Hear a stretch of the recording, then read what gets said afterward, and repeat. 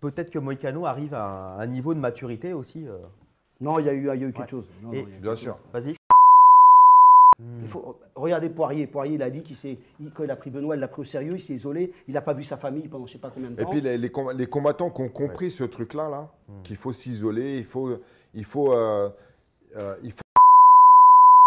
Qu'est-ce qui se passe dans la tête d'un combattant après une terrible défaite? Et dans cette vidéo, justement, j'aimerais parler de psychologie du combat. Et cette vidéo, clairement, a pour but de parler clairement de la dernière défaite de Benoît Saint-Denis face à Renato Moicano. Mais elle a pour but aussi certainement de te permettre de en comprendre plus sur toi-même.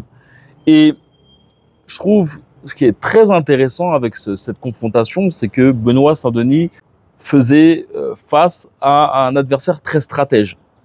J'ai pu le voir que beaucoup de médias avaient plusieurs attitudes face à cette grosse défaite de Benoît Saint-Denis. Il y avait les médias qui avaient pour but justement de ne pas désillusionner le public français en mettant en avant que Benoît Saint-Denis avait dominé le deuxième round. Mais lorsqu'on réfléchit bien, je crois bien que Renato Moicano était blessé.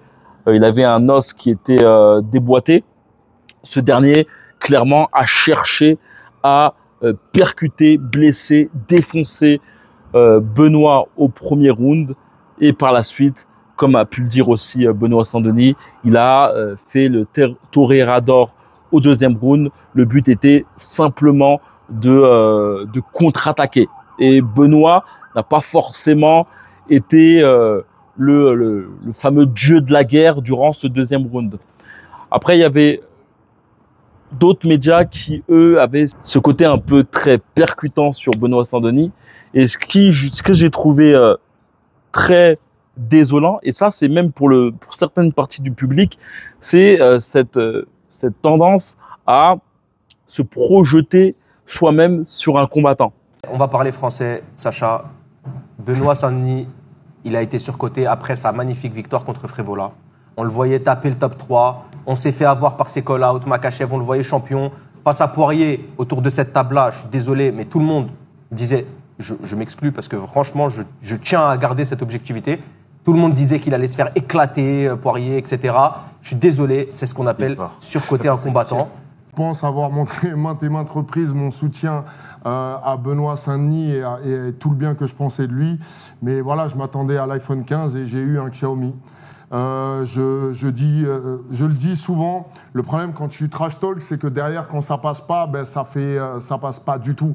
Quand tu dis en conférence de presse que y a personne qui tient 3 rounds avec toi, que tu vas être un Islam Makhachev, qu'un tel est dopé, que ci, que ça, et que d'abord tu perds face à Dustin Poirier, mais qu'ensuite tu nous livres une performance de la sorte, ben moi je le dis, en fait, on a assisté à l'une des plus grandes catastrophes de l'histoire du MMA français, parce que c'est pas la défaite le plus grave. Tu peux perdre, chaque combattant est amené à perdre, mais là c'était une correction. Et ça, c'est aussi le danger du combattant. C'est-à-dire que prendre en considération que certains te considèrent comme leur sauveur. Il y a certains, ils ont tellement rien dans leur vie que ils projettent justement une victoire d'un athlète pour une victoire pour eux-mêmes. Et je pense que c'est très dangereux lorsqu'on est combattant d'être paralysé justement sur des projections que certains peuvent avoir sur toi-même. Et donc, j'ai pu voir justement des médias complètement oublier le passé et dire que Benoît était sous-coté ou autre. Il y a un domaine psychologique qui est très intéressant avec le combat, c'est que bien souvent, lorsque on se prend un lourd KO ou lorsque on s'est fait durement défoncé par un adversaire, lorsque l'on va remonter sur le ring et qu'on va se prendre un premier coup ou un coup lourd ou une longue combinaison, eh ben, si on n'a pas forcément eu un bon travail mental par rapport à sa précédente défaite, clairement, on va croire que la précédente défaite est le passé, mais on va revivre justement le passé. On va être immergé vers l'ancienne défaite. Et c'est à ce moment-là, justement, qu'on peut avoir une mauvaise discussion interne et justement se remémorer le passé. Et cette discussion interne et ces visions du passé peuvent nous chambouler au niveau de notre attitude, notre agressivité. Et clairement, je pense que Benoît Saint-Denis, face à Renato, n'a pas certainement eu la possibilité d'agir comme il l'est d'habitude. D'ailleurs, je crois bien que c'était Doumbé l'a pas forcément clashé, mais a mis en avant que Benoît ne boxait pas avec son cerveau. Je pense qu'il ne combat pas avec son cerveau. Il est trop en mode God of War, Dieu de la guerre. Je vais le sang dans la bouche, la guerre, on vit par l'épée, on périt par l'épée, tout ça. Non, non, non, non, frère, t'as vu. Le combat, c'est toucher sans se faire toucher. C'est pas on va à la guerre, on fait truc. Et Floyd Mayweather, il avait bien compris. Toucher sans se faire toucher. Je sais pas ce que tu en penses, mais pour moi, clairement, cette défaite a été beaucoup psychologique, qui a joué sur la technique. Certainement que le team n'a pas voulu justement sortir le dieu de la guerre de Benoît Saint-Denis, et malheureusement, celui qui est parvenu à gravir les échelons est le dieu de la guerre qui était en lui. Et ça, c'est très intéressant, hein.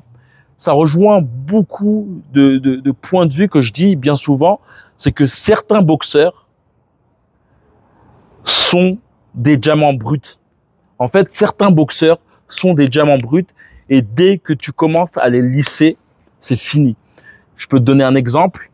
Deontay Wilder. Deontay Wilder, après sa défaite contre Mr. Tyson Fury, je crois bien que il a été entraîné par un ex-adversaire qu'il avait défoncé. D'ailleurs, j'ai toujours eu du mal à cette collaboration, mais il a peaufiné sa technique. D'ailleurs, je l'ai trouvée très intéressante en la voyant à l'entraînement, mais néanmoins, Deontay Wilder, c'était le mec qui te disait qu'il était là pour tuer ses adversaires et qu'il était prêt à mourir sur le ring. C'était ce boxeur qui gagnait et non pas le boxeur qui a eu beaucoup d'oseille suite à ses combats contre Tyson Fury et le boxeur qui était... il y avait un moment où il avait mis en avant qu'il avait eu une rédemption, que c'est bon, c'est après que tu as beaucoup d'argent, c'est bon, la vie est plus belle et tout ça. En fait, malheureusement, non. Le gars qui gagnait, c'était le mec qui était capable de tuer ses adversaires et de mourir sur le ring. Et c'est pour ça que la psychologie joue beaucoup sur ton attitude et bien souvent, essayer de peaufiner la technique d'un boxeur, c'est le tuer. Que Benoît, il a des qualités super importantes pour un combattant de MMA. Ouais. Il a le mental et il a le physique, tu vois. Parce qu'en fait, tu n'as pas besoin de beaucoup. Hein. Après, la technique, ça se travaille. Mais si tu as le mental, tu as le physique, tu vas très très loin. Tu vas très très loin. Et moi, ce que je pense que là, ce qu'il a manqué, Benoît, c'est l'agressivité et la puissance. Là, il n'avait pas les deux. Tu vois ce que je veux dire ou pas? Il n'était pas agressif. Pour moi, ce qui a vraiment pêché, et ça, on l'a vu dès le début en plus, sur les premiers kicks qu'il a envoyés, un peu hésitant, un peu pas de préparation, machin, c'est l'hésitation. L'hésitation. On aurait dit qu'il n'était pas. Il n'y avait pas d'explosivité. C'était pas le Benoît qu'on a connu avec. Il y aurait beaucoup à dire. Après, il y a aussi une chose aussi qu'on peut dire, c'est que après une grosse défaite contre Dustin Poirier, ton aura aussi se perd. Ton aura en toi se perd, mais aussi ce que les gens voient en toi aussi se perd. Par exemple, la défaite de Mike Tyson face à Buster Douglas a complètement changé le point de vue des gens envers Mike Tyson. C'est-à-dire que tout d'un coup, les gens se disaient « Ah, ok, il est possible de battre Mike Tyson. » Donc ça aussi, ça joue beaucoup, tu vois. Donc, ton agressivité, tu la perds, mais tes adversaires, eux, se disent « Ah ouais, mais en fait, il faut être plus agressif face à lui, tu vois. » Donc voilà, dis-moi ce que tu en penses.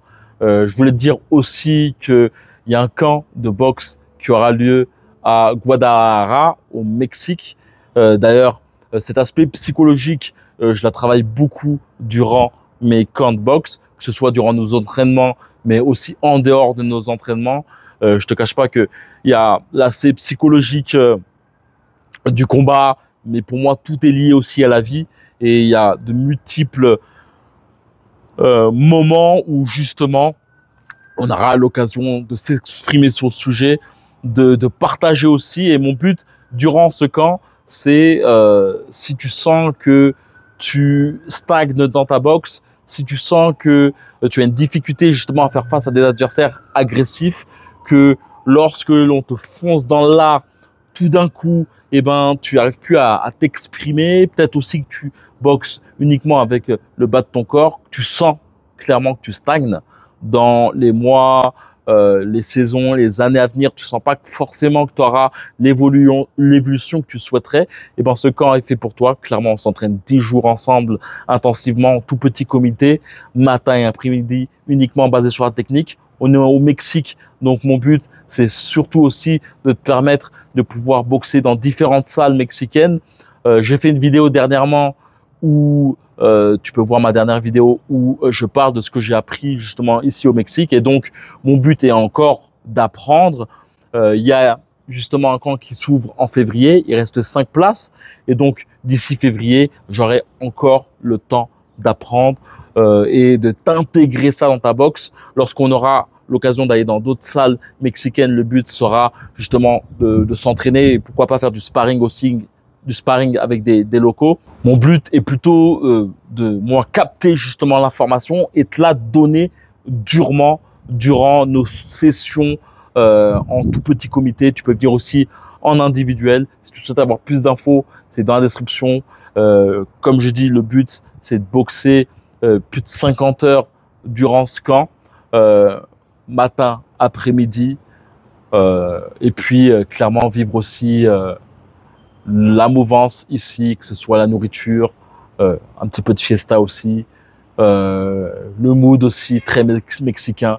Ici, c'est clairement un mood très mexicain ici, et puis surtout de la boxe. Mon but, c'est vraiment de te permettre de redescendre ta boxe au niveau de tes appuis. Aussi, le but aussi, c'est de fortifier tes contres.